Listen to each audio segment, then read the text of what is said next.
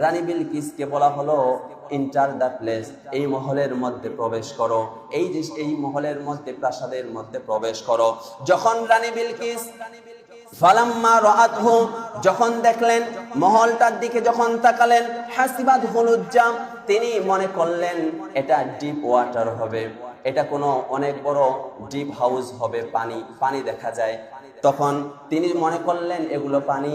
ওয়াকাশাফাত আন সাকাইহা, এজন্য তার পায়ের কাপড় উঠিয়ে নিলেন, উপরে উঠিয়ে নিলেন। যখন রানী বিলকিস মনে করলো এই প্রাসাদ তো পানি আর পানি, আমার কাপড় ভিজে যাবে, আমার কাপড় ভিজে যাবে, এজন্য পায়ের কাপড় তিনি উপরে উঠিয়ে নিলেন, যেই কারণে তার গোড়ালিগুলো বের হয়ে গেল। সুলাইমান নবী গোড়ালি বের হওয়া দেখে বললেন, এর রিয়ালিটি জানিয়ে দিলেন। ক্বালা ইন্নাহু সারহুম মুমাররাদুম মিন কাওয়ারির, এটা হলো স্মুথ গ্লাস ফ্লোর।